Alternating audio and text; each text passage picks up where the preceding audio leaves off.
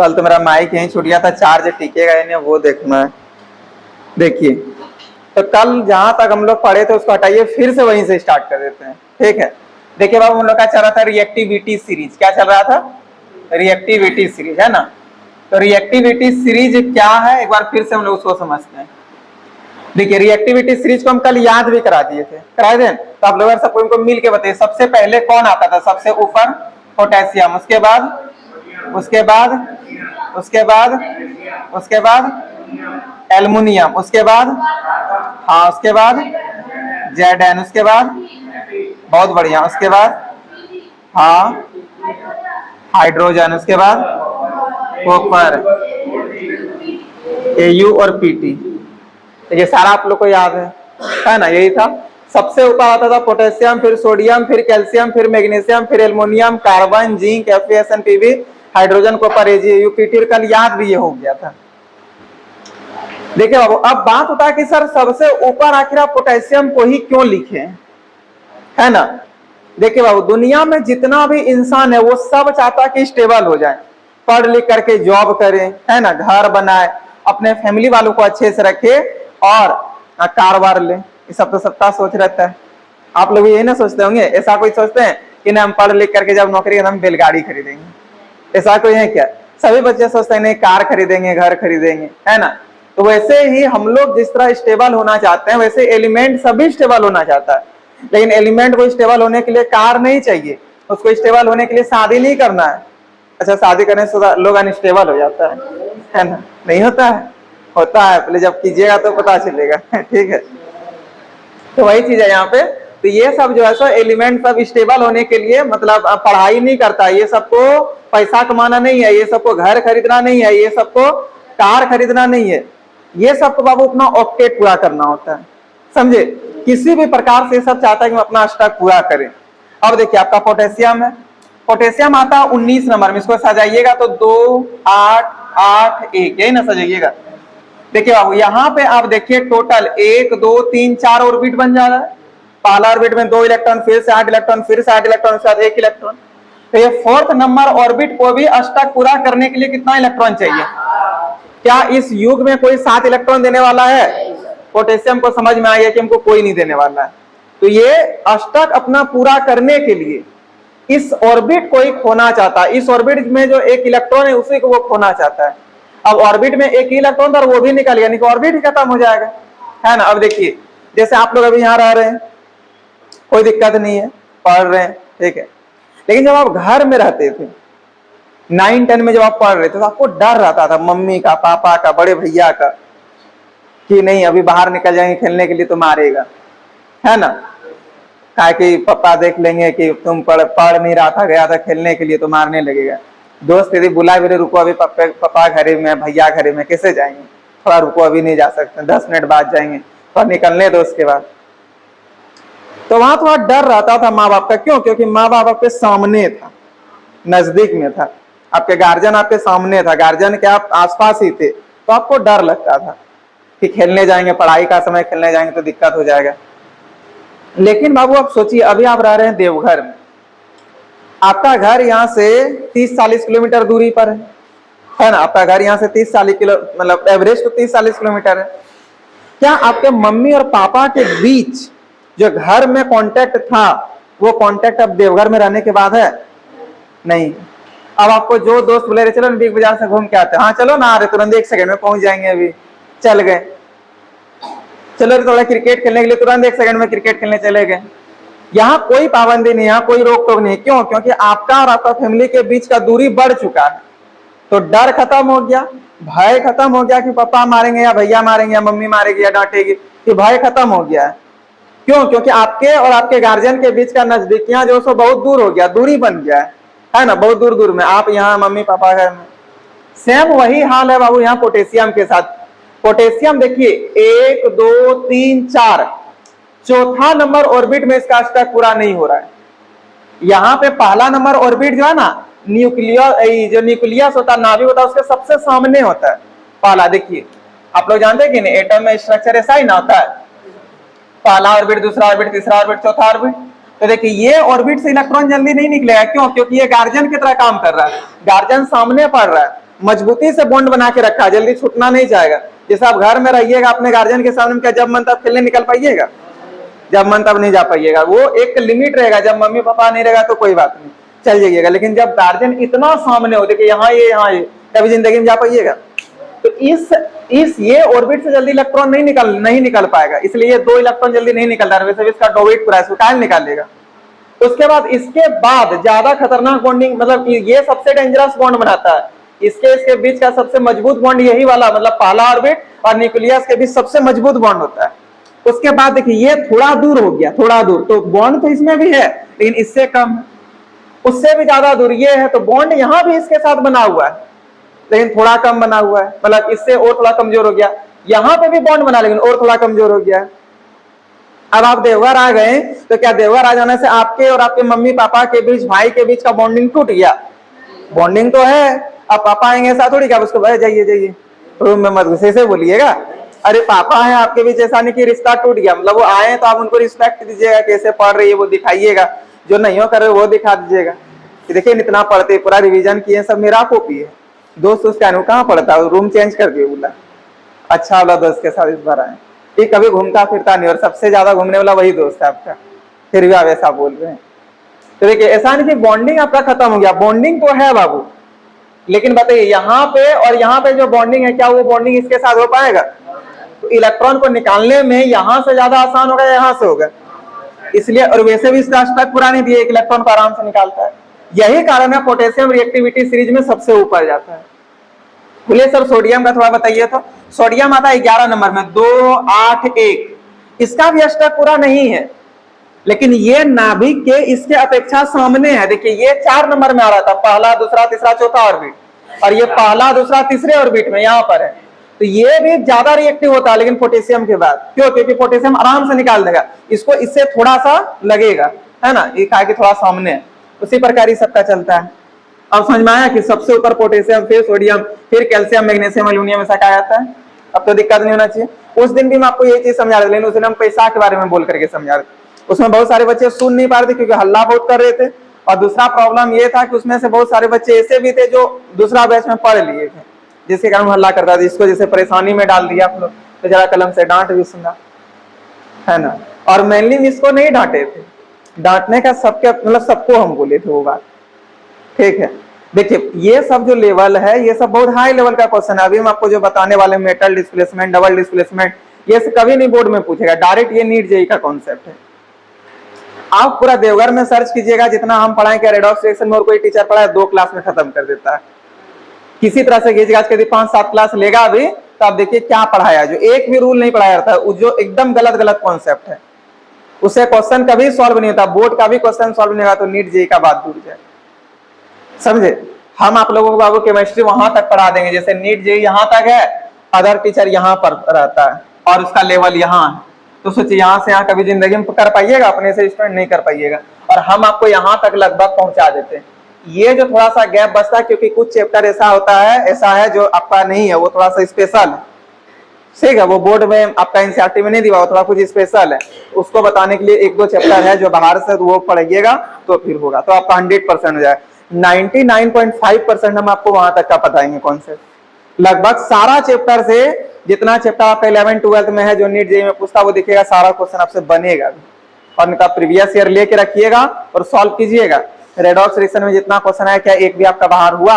एक भी नहीं होने वाला है। उधर जो हम आपको पढ़ाएं, क्या वो सबसे मूल कॉन्सेप्ट वगैरह से बाहर होगा? नहीं होगा, ठीक है। हम आपको सॉल्यूशन में जिस लेवल का पढ़ाएं, 12th का स्टूडेंट नहीं पाएगा बताने। जो मेरे पास पढ़ा वो तो बताएगा कि उसको हम 10 कॉन्सेप्ट बहुत डिटेल में पढ़ाते हैं, लेकिन और अदर कम बात बोल रहे हैं, समझे। इसलिए आप थोड़ा सा मेहनत करके सुनिए ना, बस 1 घंटा का तो काम ही है। और हम जैसे समझाते हैं, ऐसा नहीं कि केमिस्ट्री बड़ा बोर लगेगा समझने में, ऐसा वैसा, ठीक है। सबसे हार्ड है ये, लेकिन सबसे ज्यादा इंटरेस्टिंग इसको बना के रखते हैं। इसलिए थोड़ा सा आप लोग मेहनत कीजिएगा तो दिक्कत नहीं है, ठीक। आप बताइए क्या इसको समझने में कोई प्रॉब्लम है? उस दिन तो याद भी कराए थे कि पोटेशियम, सोडियम, कैल्शियम सबको याद भी हो गया होगा, है ना। एक काम कीजिए, सभी बच्चे एक बार मिल के बताइए, लेकिन हम देखिए मेरे साथ ढक के रखे, देखना नहीं है, बोलिए तो क्या होगा।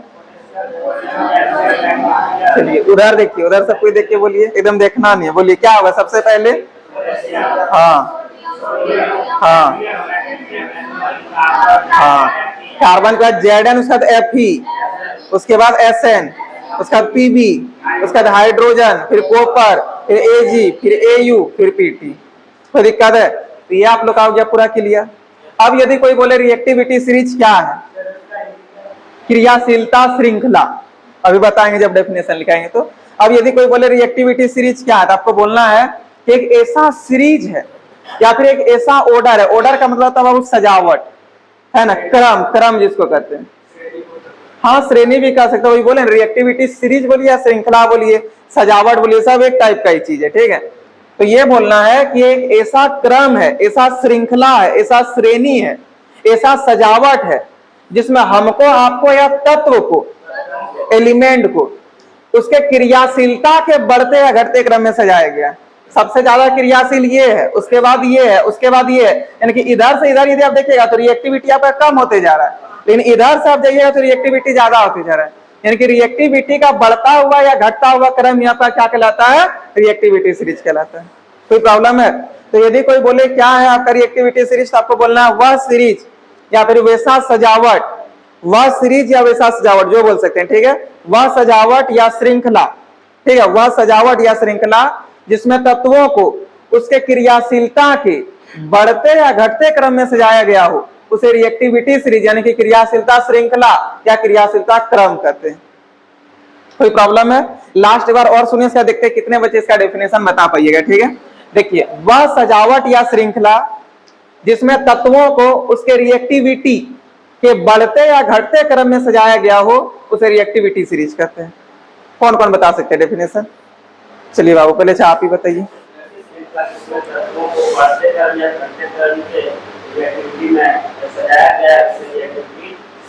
बहुत बढ़िया, आप बताइए।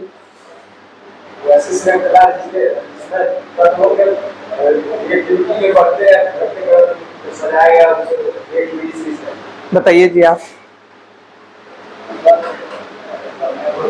है पागल, क्या बोल पाइएगा? ये क्या है, तरह का सजावट है या क्या है?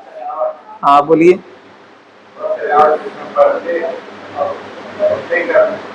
किसको, हमको, आपको या तत्व के क्रियाशीलता सजाया गया, उसे क्या कहते हैं, रिएक्टिविटी सीरीज। चलिए जी आप बताइए।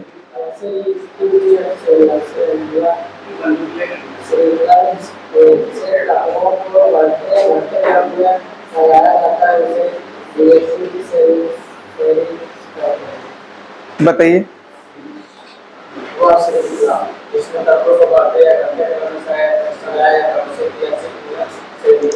आप लोग बताइएगा, आप बताइए बाबू।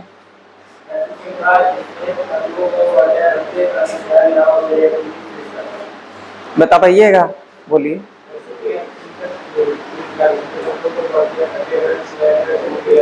तत्वों को उसके क्रियाशीलता के बढ़ते या घटते क्रम, है ना।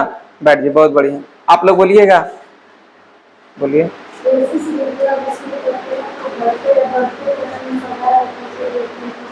क्या सबका क्लियर है? कोई प्रॉब्लम नहीं ना है? तो आप हेडिंग बना लीजिए रिएक्टिविटी सीरीज और इसका हिंदी लिख लीजिए क्रियाशीलता श्रृंखला।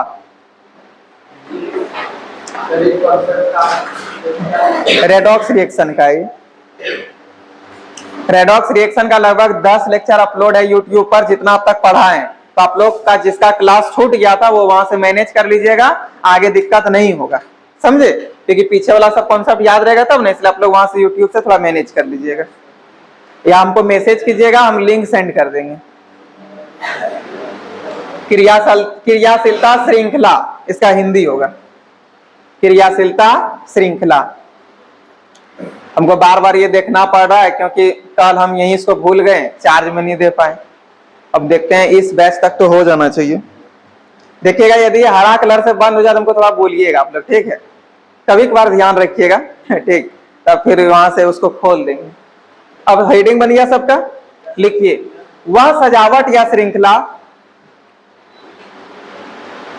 वह सजावट या श्रृंखला, वह सजावट या श्रृंखला, वह सजावट या श्रृंखला जिसमें तत्वों को, जिसमें तत्वों को, जिसमें तत्वों को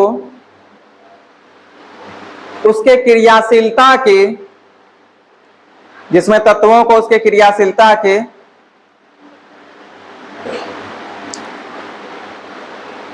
जिसमें तत्वों को उसके क्रियाशीलता के घटते या बढ़ते क्रम में सजाया गया हो, घटते या बढ़ते क्रम में सजाया गया हो, घटते या बढ़ते क्रम में सजाया गया हो, उसे रिएक्टिविटी सीरीज कहते हैं, उसे रिएक्टिविटी सीरीज कहते हैं। अच्छा, इसका हिंदी यदि लिखना चाहिएगा तो क्रियाशीलता श्रृंखला होता है, ठीक है। रिएक्टिविटी सीरीज का क्रियाशीलता श्रृंखला कहते हैं, क्रियाशीलता श्रृंखला कहते हैं। सबका हो गया। अब ये वाला नोट कर लीजिए बाबू, ये पूरा नोट कर लीजिए।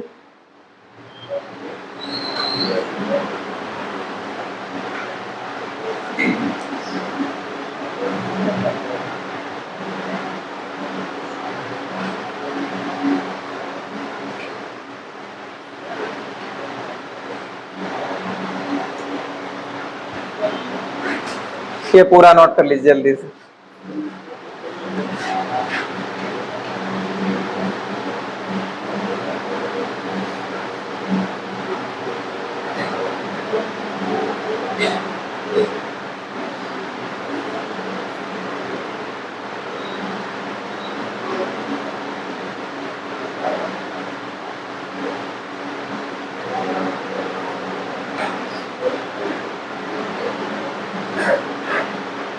हो गया सबका। देखिए, हम आप लोगों को रेडॉक्स रिएक्शन तो बता दिए थे, कई प्रकार का होता है, जिसमें मैं आपको नाम बताए थे। पहला जो था वो था कॉम्बिनेशन रिएक्शन, उसका था डीकम्पोजिशन रिएक्शन, फिर था डिस्प्लेसमेंट रिएक्शन, उसका था डिस्प्रोपोर्शियोनेशन रिएक्शन, है ना, डिस्प्रोपोर्शियोनेशन रिएक्शन, उसका था कॉम्प्रोपोर्शियोनेशन रिएक्शन, यही ना था, जिसमें से आप लोग का कॉम्बिनेशन रिएक्शन और डीकम्पोजिशन रिएक्शन हो गया था। आज हम लोग का चलने वाला है डिस्प्लेसमेंट रिएक्शन। क्या चलेगा? Displacement reaction. देखिए बाबू, डिस्प्लेसमेंट रिएक्शन का मतलब होता है विस्थापन अभिक्रिया, हिंदी उसका क्या होता है? विस्थापन अभिक्रिया, ठीक है। तब सोच के देखिए, विस्थापन का मतलब क्या होता है? लाना, जोड़ना, या फिर हट जाना, दूर चले जाना। दूर चले जाना मतलब निकल जाना, है ना। विस्थापित हो जाना मीन्स अलग जगह पर चले जाना। इसका मतलब विस्थापन अभिक्रिया एक ऐसा रेडॉक्स अभिक्रिया होगा जिसमें एलिमेंट सब आएगा या फिर विस्थापित हो जाएगा, विस्थापित हो जाएगा। कोई दिक्कत है? देखिए, सबसे पहला बात यहाँ पे ये आता है कि सर डिस्प्लेसमेंट रिएक्शन कैसा रिएक्शन होगा, यदि कोई पूछ दे तो सबसे पहला बात आप लोग को बोलना किया एक रेडॉक्स अभिक्रिया है। कौन सा अभिक्रिया है? रेडॉक्स अभिक्रिया। रेडॉक्स अभिक्रिया कि जब ये रेडॉक्स अभिक्रिया का ही एक टाइप है तो कहीं ना कहीं ये डिस्प्लेसमेंट रिएक्शन जो एक तरह का रेडॉक्स अभिक्रिया है। तो पहला लाइन हम लोगों को यही बोलना है कि डिस्प्लेसमेंट रिएक्शन जो एक रेडॉक्स अभिक्रिया है, वह रेडॉक्स अभिक्रिया जिसमें किसी भी एटम को या किसी भी क्या कहते हैं आयन को या फिर किसी भी मॉलिक्यूल को किसी दूसरे एटम, आयन या मॉलिक्यूल के द्वारा विस्थापित कर देंगे, तब वह अभिक्रिया आपका क्या कहलाएगा? Displacement reaction. तो इसको अच्छे से समझिएगा। देखिए, अच्छा, डिस्प्लेसमेंट होने के लिए जैसे हम मान लेते वो लड़का नीतीश वहां बैठा हुआ है, ठीक है, उधर से एक लड़का आएगा, बहुत लंबा चौड़ा, एकदम बॉडी सोडी बना हुआ, जिम उम जाकर के इतना बड़ा बाजू बना लिया है, ठीक। आकर के सुरे हटो, तो इसको देखेगा, इसको पहले हटना तो नहीं चाहे कोई, हटेगा। आप यहाँ बैठे हम बोले, कोई हम बोलेंगे हटिएगा, मतलब कोई दूसरा लड़का बोले हटो रे, हटिएगा, बोलिए चलो उधर से हम बैठा लेते हैं, लेकिन यहाँ से बोले वहां जाके बैठो तो बैठिएगा नहीं। वैसे वो लड़का आया, इसको बोला हटो यहाँ से, ये पहले देखा इसको कौन है, बोला वो बाप रे, इसे तो पाएंगे नहीं। अब इतना भयानक कोई बॉडी बना लिया, कोई पाएगा उससे? हाँ, नॉर्मली हम लोग तो नहीं पाएंगे। तभी बोला कि अच्छा ठीक है भैया, काम बैठे, बोला चल पीछे जाके बैठो, बोले ठीक है कोई बात नहीं, चल जाते हैं। चल गया उठ के। लेकिन एक और लड़का आया एकदम तनतनाले उधर से, समझे, एकदम पूरा रफ्तार से, और एकदम लग रहा था ऐसे लिरपिट टाइप का, हिल डुल रहा था, कपड़ा पहना था तो लगता था बोरा के अंदर उसको कोई डाल दिया है, शरीर में कुछ था ही नहीं, हड्डी ही खाली था। और आकर के इसको बोले चल हटो तो यहाँ से। तो पहले देखा कौन है, बोला वो अच्छा तुम, हमारा एक झाप। जिस रफ्तार से है वही रफ्तार से वही भागेगा या नहीं भागेगा? क्यों? क्योंकि हटाने वाला ही कमजोर था, जो हटाने वाला आया था वही कमजोर था। अब पहले ये बेचारा हट गया, क्या कि इससे ज्यादा पावरफुल वो था। इसका मतलब बताइए, यदि आप किसी रिएक्शन से किसी चीज को हटा रहे हैं तो जो आएगा हटाने वाला वो ज्यादा पावरफुल होना चाहिए, कम पावरफुल होना चाहिए? ज्यादा पावरफुल होना चाहिए तब हटेगा। और यदि कम पावरफुल होगा तो ऐसा नहीं कि नहीं आएगा हटाने, हटाने तो आएगा, लेकिन जिस रफ्तार से आएगा उसी रफ्तार से चटा खा के जाएगा, तमाचा खा के जाएगा, है ना। तो वही चीज यहाँ पर भी होता है, ठीक है।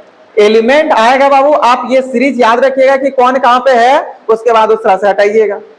देखिए हम जैसे आपको पहला की एग्जांपल दे रहे हैं यहाँ पे, उसके बाद डेफिनेशन लिखाएंगे, ठीक है। देखिए जैसे पहला हम एग्जांपल दे रहे हैं यहाँ पे, हम ले लिए CaO और इसको हटाने आया पोटेशियम, बताइए क्या रिएक्शन हो पाएगा?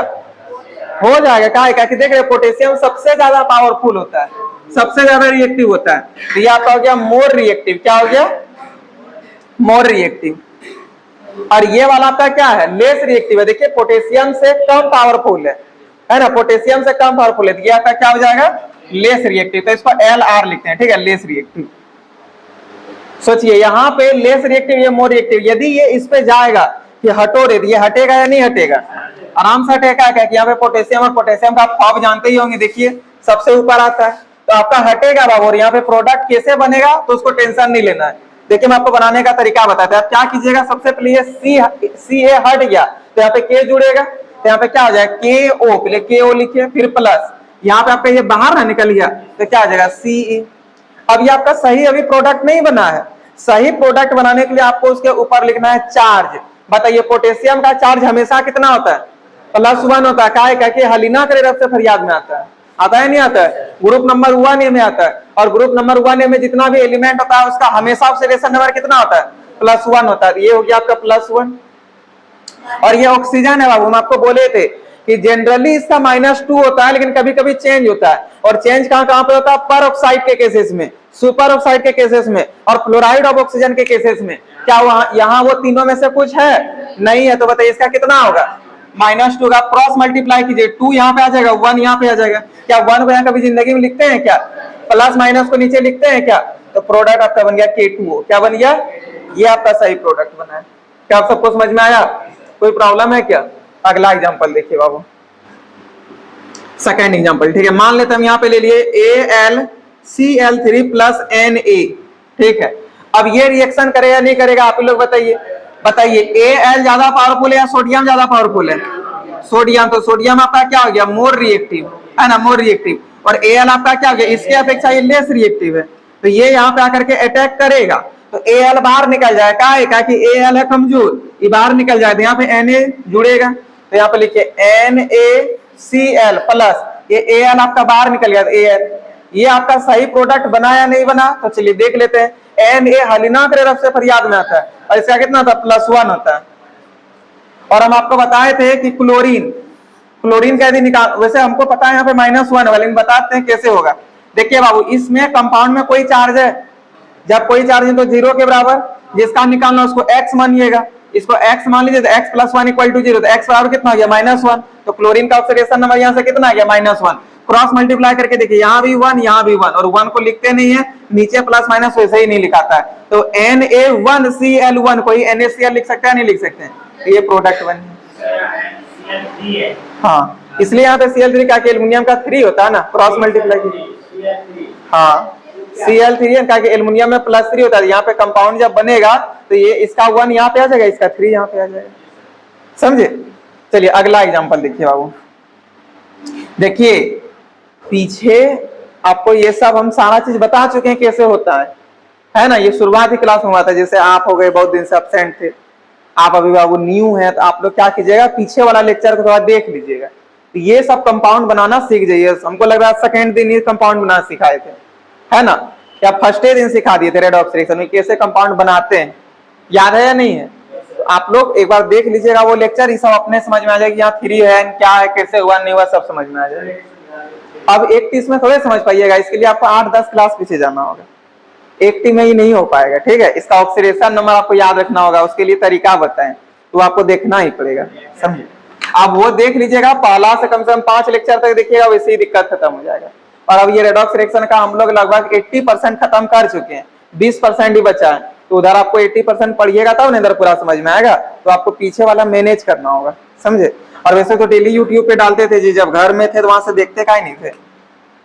चलिए एक और एग्जांपल ले लेते हैं, ठीक है। जैसे कि हम यहाँ पे लिखे हैं बाबू NaCl, इस बार NaCl, और इसका अभिक्रिया मान लीजिए हम करा रहे हैं पोटेशियम के साथ, बताइए पोटेशियम आपका लेस रिएक्टिव या मोर रिएक्टिव?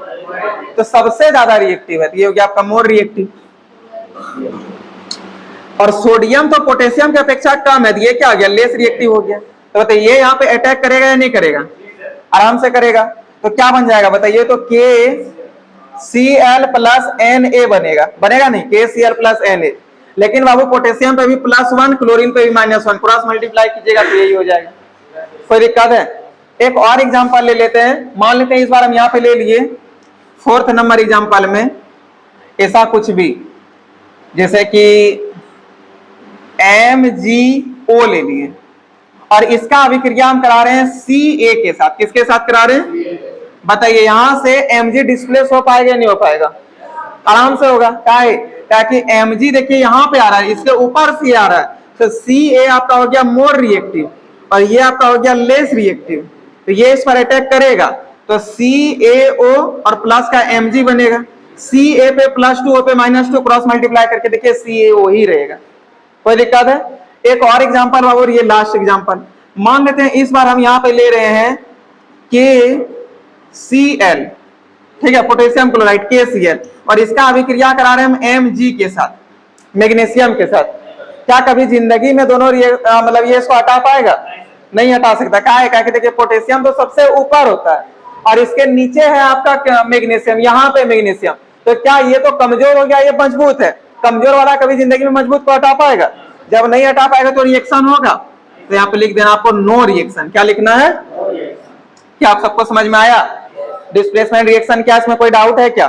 कोई डाउट नहीं है। देखिए बाबू, यदि कोई बोले कि डिस्प्लेसमेंट रिएक्शन क्या, आपको बोलना है कि वह रेडॉक्स अभिक्रिया का, कि ये सब एक रेडॉक्स अभिक्रिया है ना, वह रेडॉक्स अभिक्रिया जिसमें किसी एटम या मॉलिक्यूल या आयन को किसी अन्य एटम या मॉलिक्यूल या आयन के द्वारा विस्थापित करा दिया जाता है, उसे क्या बोलते हैं बताइए? उसे हम लोग डिस्प्लेसमेंट रिएक्शन बोलेंगे। क्या बोलेंगे? डिस्प्लेसमेंट रिएक्शन बोलेंगे। कोई दिक्कत है? क्या समझ में आ गया? कोई प्रॉब्लम नहीं होना चाहिए। लिखिए डेफिनेशन, हेडिंग बना लीजिए डिस्प्लेसमेंट रिएक्शन, ठीक है, डिस्प्लेसमेंट रिएक्शन, डिस्प्लेसमेंट रिएक्शन। और इसका हिंदी लिखना चाहते हैं तो लिख लीजिएगा विस्थापन अभिक्रिया, विस्थापन अभिक्रिया, विस्थापन अभिक्रिया।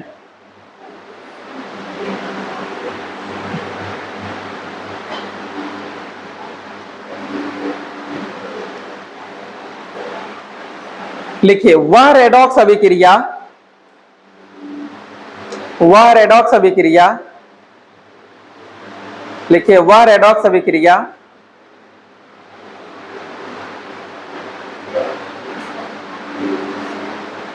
देखिए वह रेडॉक्स अभिक्रिया जिसमें किसी यौगिक में उपस्थित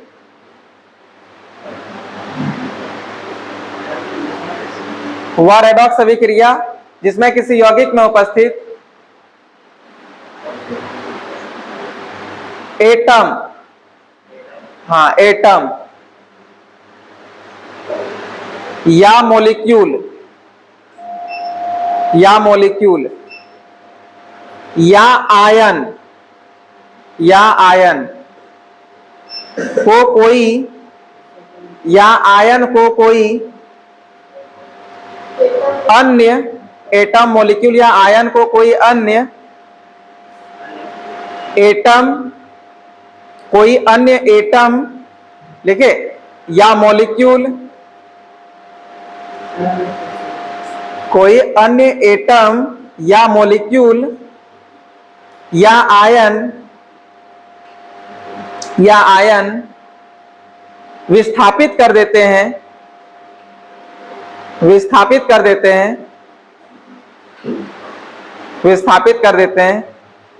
तो उसे विस्थापन अभिक्रिया कहते हैं, उसका दिए पूरा एग्जाम्पल नोट कर लीजिए बाबू। तो उसे विस्थापन अभिक्रिया कहते हैं, उसका दिए एग्जाम्पल को नोट कर लीजिए।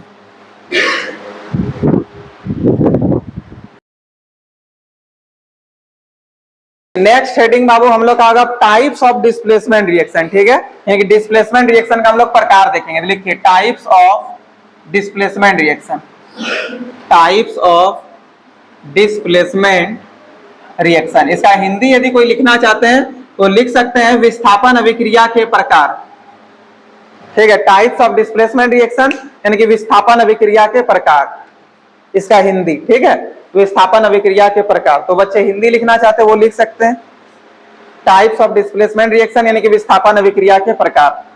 सुनिएगा बाबू थोड़ा, विस्थापन अभिक्रिया का ना 3 प्रकार होता है। कितना प्रकार होता है? 3 प्रकार। पहला जो है वो है मेटल डिस्प्लेसमेंट रिएक्शन। क्या है? Metal displacement reaction. दूसरा है नन मेटल, इसी का एक और नाम है हाइड्रोजन, ठीक है, तो ये भी कह सकते हैं नन मेटल और हाइड्रोजन डिस्प्लेसमेंट रिएक्शन। और तीसरा नंबर जो है डबल डिस्प्लेसमेंट रिएक्शन। क्या है? Double displacement reaction. तो बताइए डिस्प्लेसमेंट रिएक्शन कितने टाइप के होते हैं?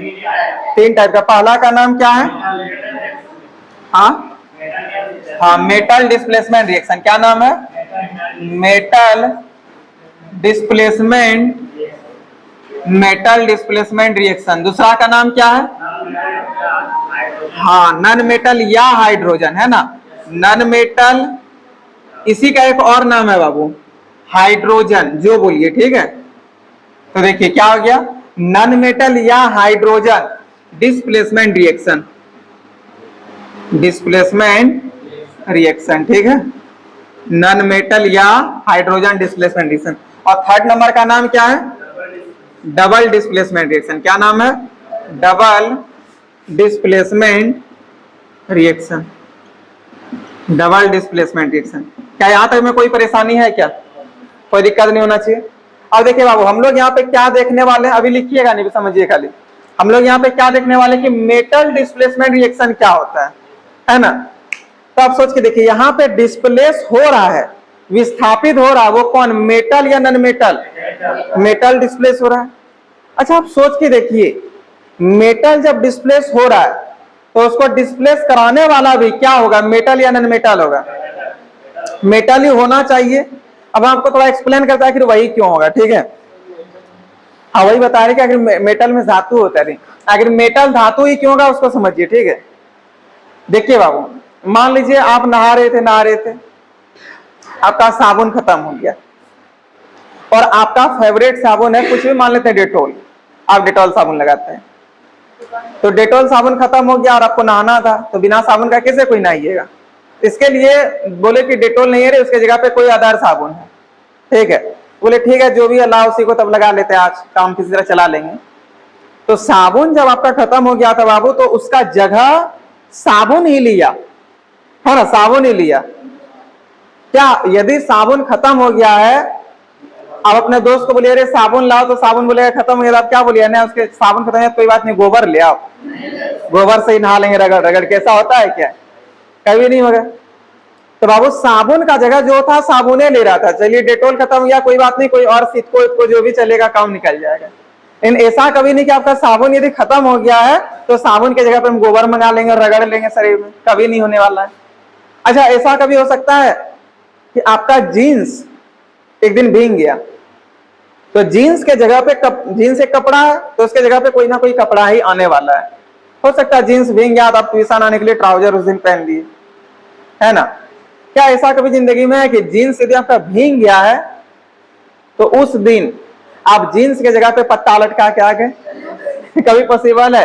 तो जीन्स कभी भी पत्ता कोई भी जीन्स को रिप्लेस नहीं कर सकता है। मतलब एक चीज जो है सो वही उसको रिप्लेस कर सकता है। हाँ पत्ता पहले चलता था पहले का युग में, अब उस युग का हम लोग थोड़ी है। जब ज्यादा दिक्कत हो जाए तो 200 सुलभ मांग के पहन लेंगे 100 से। ऐसा कोई है कि पत्ता पहन के निकल जाएंगे? तो पत्ता कभी भी जीन्स का रिप्लेस नहीं कर सकता है।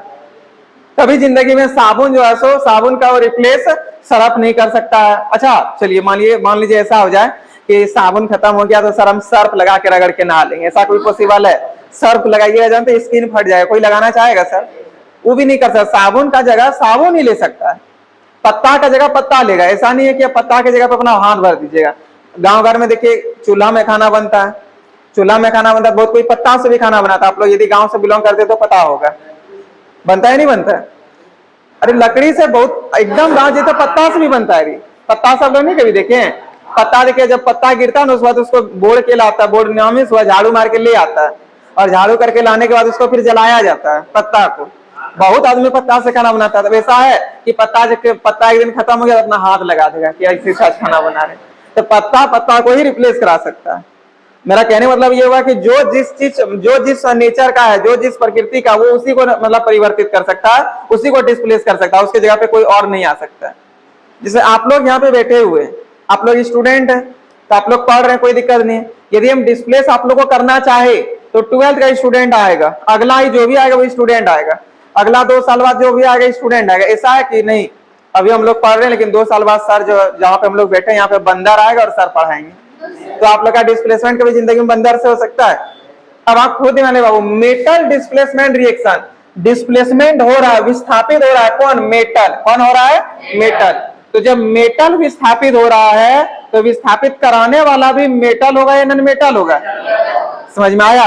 तो यदि कोई बोले मेटल डिस्प्लेसमेंट रिएक्शन, क्या आपको बोलना है? ये ऐसा डिस्प्लेसमेंट रिएक्शन है, ऐसा विस्थापन अभिक्रिया है जिसमें किसी यौगिक में उपस्थित मेटल को कोई अन्य मेटल ही विस्थापित करता है। समझे? कोई अन्य मेटल ही विस्थापित करता है, किसी दूसरे मेटल के द्वारा विस्थापित हो जाता है, तब उस अभिक्रिया को मेटल डिस्प्लेसमेंट रिएक्शन कहते हैं। कौन सा रिएक्शन कहते हैं? मेटल डिस्प्लेसमेंट रिएक्शन कहते हैं। चलिए हम इसमें आपको कुछ एग्जांपल देते हैं। देखिए, जैसे पहला एग्जांपल हम यहाँ पे ले रहे हैं बाबू, NaCl। ये जो सोडियम है ये एक मेटल है। क्या है? मेटल है। इसका अभिक्रिया हम करा रहे हैं पोटेशियम के साथ, तो बताइए कर पाएगा या नहीं कर पाएगा? इसको हटा पाएगा नहीं हटा पाएगा? आराम से हटाएगा। कि एक तो मोर रिएक्टिव भी है, और साथ ही साथ सब जानते हैं जी पोटेशियम क्या है? मेटल है या नहीं है? हालिना के रिएक्शन फरियाद में हाइड्रोजन को छोड़ करके सब मेटल है, तो ये आपका पोटेशियम भी क्या हो गया? मेटल हो गया। और ये है आपका सोडियम, सोडियम भी क्या होता है? मेटल होता है, और ये लेस रिएक्टिव भी है, लेस रिएक्टिव। तो ये इस पर अटैक करेगा, ये निकल जाएगा, तो क्या बन जाएगा? यहाँ पे KCl और प्लस का Na बनेगा या नहीं बनेगा? तो देखिए मेटल यहाँ पे था, उसको हटाने के लिए मेटल ही आ गया। लेकिन यहाँ पे यदि NaCl है और हम यहाँ पे कार्बन दे देते, कभी जिंदगी में रिप्लेसमेंट हो पाता? कभी नहीं हो पाता, रिप्लेसमेंट होता ही नहीं। अच्छा, सेकेंड एग्जांपल, ये पहला एग्जांपल हो गया। सेकेंड एग्जांपल, मान लीजिए हम यहाँ पे लिखे MgO और यहाँ पे हम रिप्लेसमेंट कराने के लिए सोडियम को लाए, तो बताइए रिप्लेसमेंट हो पाएगा नहीं हो पाएगा? आराम से होगा, क्या कि हालिना के रिएक्शन से फरियाद में हाइड्रोजन को छोड़ करके सब मेटल, और बेटा मांगे कार स्कूटर में सब मेटल, तो बेटा मांगे कार स्कूटर में तो Mg आ रहा है, मैग्नीशियम, और मैग्नीशियम भी आपका क्या? एक मेटल ही है। और हम आपको मेटल का पहचानने का तरीका बता दें, जिसमें प्लस चार्ज होगा वो मेटल होगा। मेटल का ये खास गुण है, जिसमें प्लस चार्ज हो जाए वो मेटल, जिसमें माइनस चार्ज हो जाए वो नॉन मेटल। दुनिया में एक भी ऐसा नॉन मेटल नहीं पाइएगा जिसमें कि प्लस चार्ज हो जाए। जितना भी नॉन मेटल होगा सब में माइनस चार्ज, और जितना भी मेटल होगा सब में प्लस चार्ज। और मैग्नीशियम पे चार्ज +2 होता है, कितना आता है? तो सोचिए +2 चार्ज है, मेटल हुआ या नॉन मेटल हुआ? मेटल, इसलिए मैग्नीशियम में आपका क्या? मेटल है। जिसमें प्लस चार्ज वो मेटल, जिसमें माइनस चार्ज उसमें नॉन मेटल। कोई दिक्कत है? तो ये आपका मेटल हो गया, इसमें +2 चार्ज होता है, और ये आपका क्या हो गया? ये भी मेटल है, इसमें +1 चार्ज होता है। लेकिन बताइए दोनों में ज्यादा रिएक्टिव कौन है, ये या ये? सोडियम ज्यादा रिएक्टिव। बताइए इसको हटा पाएगा नहीं हटा पाएगा? तो ये आपका हो गया मोर रिएक्टिव, और ये आपका क्या हो गया? Less reactive. और ये इसको हटा भी देगा, यहाँ पे क्या बनेगा? NaO plus Mg। लेकिन बताइए बाबू यहाँ पे +1, इसमें -2, क्रॉस मल्टीप्लाई किया जाए तो NO2O1, लेकिन 1 को यहाँ लिखते नहीं है तो Na2 हो जाएगा, Na2O। कोई दिक्कत है? एक और एग्जांपल देखिए, मान लीजिए हम कहीं पे ऐसा लिखे हैं CaCl, और यहाँ पे हटाने के लिए आपका इस बार आ रहा है, या फिर ऐसा लिखते हैं AlCl3, ठीक है, AlCl3, और यहाँ पे आपका हटाने के लिए आ रहा है Ca कैल्शियम। बताइए हटा पाएगा या नहीं हटा पाएगा? हटा पाएगा नहीं हटा? आराम से हटाएगा। क्या कि देखिए सबसे पहले पोटेशियम, फिर सोडियम, तब कैल्शियम, उसके बाद कौन आता है? मैग्नीशियम, उसके बाद एल्युमिनियम आता है, तो एल्युमिनियम नीचे आता है ना? यानी कि ये कम रिएक्टिव है, कैल्शियम ऊपर है, यानी कि ये ज्यादा रिएक्टिव है। ये आपका हो गया मोर रिएक्टिव। अभी जो यहाँ पे बताए थे, तो ये आपका हो गया मोर रिएक्टिव, और ये वाला क्या हो जाएगा? Less reactive. तो बताइए हटेगा या नहीं हटेगा? चेंज हो रहा है, लेकिन चेंज जो हटाने वाला, विस्थापित कराने वाला भी जो है वो मेटल है नॉन मेटल है। और इस प्रकार की अभिक्रिया को कौन सा डिस्प्लेसमेंट रिएक्शन को बोलेंगे? Metal displacement reaction. तो यहाँ पे देखिए क्या हो जाएगा? CaCl plus Al। लेकिन बात होता है कि सर यहाँ पे क्या सही है नहीं है किससे पता चलेगा? तो कैल्शियम का चार्ज कितना होता है? +2। कितना होता है? और Cl का कितना था -1, क्रॉस मल्टीप्लाई करिए, यहाँ पे 1 और यहाँ पे 2, तो 1 को कभी लिखते नहीं है, तो CaCl2 हो गया। क्या सबको समझ में आ रहा है? दिक्कत नहीं ना है। एक और एग्जांपल देखिए, और ये लास्ट एग्जांपल होने वाला 4th नंबर, ठीक है। मान लीजिए बाबू हम यहाँ पे इस बार लिख दिए हैं K2O और इसका रिएक्शन हम करा रहे हैं Al से। क्या कभी जिंदगी में ये सब अटैक करके हटा पाएगा? नहीं हटा सकता। क्या है कि ये होता है आपका लेस रिएक्टिव और ये आपका क्या होता है मोर रिएक्टिव, तो रिएक्शन हो ही नहीं पाएगा। तो यहाँ पे लिख दीजिएगा नो रिएक्शन। भली मेटल है, भली ये मेटल है, लेकिन नहीं हटा पाएगा। काहे नहीं हटा पाएगा? क्योंकि ये ज्यादा रिएक्टिव है, ये कम रिएक्टिव है। कम रिएक्टिव वाला कैसे हटा देगा, है ना, इसलिए नहीं हटा पाएगा। यहाँ पे हो जाएगा नो रिएक्शन। क्या सबको समझ में आया? यदि कोई बोले मेटल डिस्प्लेसमेंट रिएक्शन क्या, तो पहला ये तो देख लिए कि ये जो है सो डिस्प्लेसमेंट रिएक्शन का एक टाइप है। इसका मतलब कहीं ना कहीं मेटल डिस्प्लेसमेंट रिएक्शन क्या होगा, एक डिस्प्लेसमेंट रिएक्शन होगा, एक विस्थापन अभिक्रिया होगा। पहला लाइन तो यही होगा ना। बताइए मेटल डिस्प्लेसमेंट रिएक्शन किसका टाइप है? विस्थापन अभिक्रिया का। यदि कोई बोलेगा कि मेटल डिस्प्लेसमेंट रिएक्शन क्या, इतना थोड़ा तो आराम से बता दीजिएगा कि यह एक विस्थापन अभिक्रिया है। कौन सा अभिक्रिया है? विस्थापन अभिक्रिया। अच्छा, इस विस्थापन अभिक्रिया में होता क्या है? तो इस विस्थापन अभिक्रिया में यौगिक में, है ना, यौगिक में उपस्थित जो मेटल होता है, उस मेटल को कोई अन्य मेटल जो है विस्थापित करता है। लेकिन वो जो दूसरा मेटल होता है, वो दूसरा मेटल आपका तात्विक अवस्था में होता है या किसी कंपाउंड में होता है? तात्विक अवस्था में होता है। ये बोलना जरूरी है बाबू, नहीं तो फिर डेफिनेशन चेंज हो जाएगा, ये सब में आने लगेगा, इसमें डबल डिस्प्लेसमेंट बन जाएगा, समझे? इसलिए ये वाला बोलना जरूरी है कि यहाँ पे ये तात्विक अवस्था में होता है मेटल में, मेटल डिस्प्लेसमेंट में। तो मेटल डिस्प्लेसमेंट रिएक्शन क्या, एक बार सुन लीजिए फिर आप लोग बोलिएगा, ठीक है। देखिए, वह विस्थापन अभिक्रिया जिसमें किसी यौगिक में उपस्थित धातु को किसी तात्विक धातु के द्वारा या फिर किसी तात्विक अवस्था में उपस्थित धातु के द्वारा विस्थापित कराया जाता है, उस अभिक्रिया को मेटल डिस्प्लेसमेंट रिएक्शन कहते हैं। तो दिक्कत है, लास्ट बार सुन लीजिएगा। देखिए, वह विस्थापन अभिक्रिया जिसमें किसी यौगिक में उपस्थित धातु को किसी अन्य धातु के द्वारा, लेकिन वो धातु कौन सा अवस्था में होना चाहिए? एलिमेंटल स्टेट में, यानी कि तात्विक अवस्था में, है ना। किसी अन्य तात्विक अवस्था में उपस्थित धातु के द्वारा विस्थापित कराया जाता है, उस अभिक्रिया को मेटल डिस्प्लेसमेंट रिएक्शन कहते हैं। तो मेटल डिस्प्लेसमेंट रिएक्शन का हिंदी हो गया धातु विस्थापन अभिक्रिया। क्या हो गया? धातु विस्थापन अभिक्रिया। बोलिए डेफिनेशन कितने बच्चे बता सकते हैं? चलिए बताइए।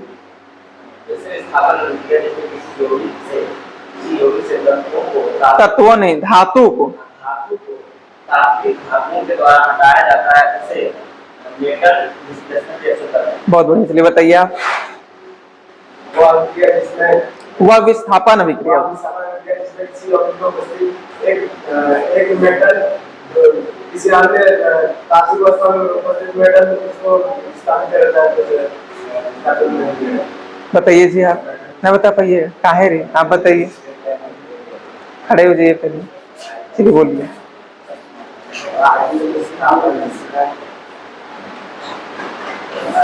किसी यौगिक में हाथी घोड़ा उपस्थित होगा या मेटल उपस्थित होगा? बोलिए, बोलना पागल, डरते का? मेटल। इसको जो विस्थापित करेगा वो भी किसी यौगिक में होगा या फिर एलिमेंटल स्टेट में होगा? यौगिक में आपको नजर आ रहा है? यहाँ यौगिक है, एलिमेंटल स्टेट है रे। कौन सा ये यौगिक? यहाँ पे कहाँ पूछा है? इसके साथ कहाँ कोई जुड़ा है? एलिमेंटल स्टेट ना है, तो एलिमेंटल स्टेट के धातु के द्वारा विस्थापित कर देंगे, तब उसको संदीप सर बोलेंगे। क्या बोलेंगे? बोलिए, मैं समझ में आया? अच्छा बैठिए, समझ में आ जाएगा। चलिए जी आप बताइएगा, बोलिए। काहे न बोल पाइएगा? लिखिएगा तब बोल पाइएगा। चलिए बाबू आप बताइए इस बार, और थोड़ा अच्छे से देखिएगा, हिलाइए उलाइएगा, ठीक है। चलिए बोलिए।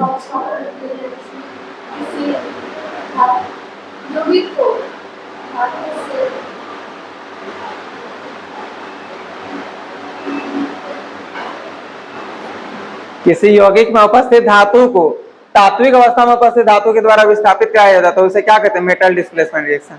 चलिए इस बार आप बताइएगा।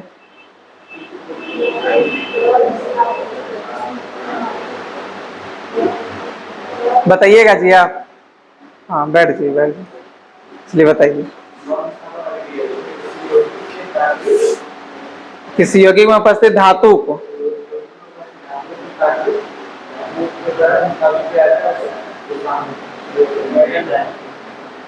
बहुत बढ़िया। चलिए आप बताइएगा। कहा है वो? देखिए आपका दोस्त आज आया राज बता रहा है और आप बोलते नहीं। अभी आप थोड़ा देर पहले फोन में बात कर रहे थे तब, और क्लासरूम में फोन उठाना, फोन बजना ही मना है, और आप बात भी की, हम सब देख रहे थे। ये सब आज से अब अगले क्लास से गलती नहीं कीजिएगा। चलिए जी, क्या नाम है छोटू, आप बताइए।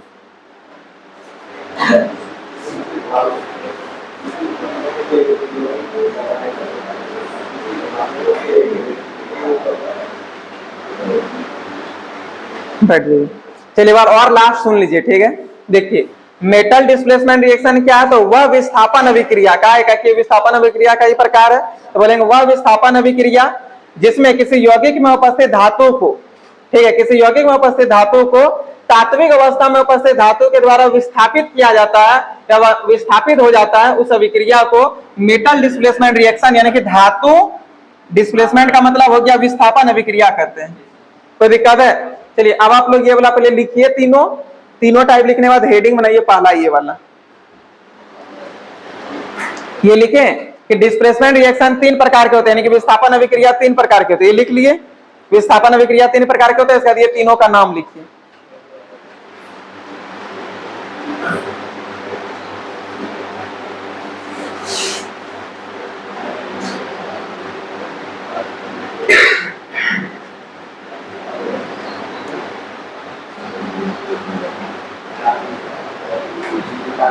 लिख लिए। अब पहला नंबर हेडिंग बनाइएगा मेटल डिस्प्लेसमेंट रिएक्शन, और इसका हिंदी लिखिए धातु विस्थापन अभिक्रिया। धातु विस्थापन अभिक्रिया, धातु विस्थापन अभिक्रिया, धातु विस्थापन अभिक्रिया लिख लिए। आंसर में लिखिएगा वह विस्थापन अभिक्रिया, वह विस्थापन अभिक्रिया, वह विस्थापन अभिक्रिया जिसमें, वह विस्थापन अभिक्रिया जिसमें किसी यौगिक में उपस्थित, जिसमें किसी यौगिक में उपस्थित, किसी यौगिक में उपस्थित धातु को किसी अन्य तात्विक अवस्था में उपस्थित, किसी अन्य तात्विक अवस्था में उपस्थित, किसी अन्य तात्विक अवस्था में उपस्थित, किसी अन्य तात्विक अवस्था में उपस्थित धातु के द्वारा, किसी अन्य तात्विक अवस्था में उपस्थित धातु के द्वारा विस्थापित हो जाता है या फिर विस्थापित किए जाते हैं, विस्थापित किए जाते हैं, किसी अन्य तात्विक अवस्था में उपस्थित धातु के द्वारा विस्थापित किए जाते हैं, उसे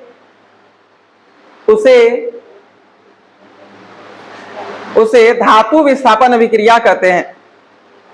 उसे धातु विस्थापन अभिक्रिया कहते हैं। उसे धातु विस्थापन अभिक्रिया कहते हैं। उसे धातु विस्थापन अभिक्रिया कहते हैं। उसके बाद ये चारों एग्जाम्पल को नोट कर लीजिए।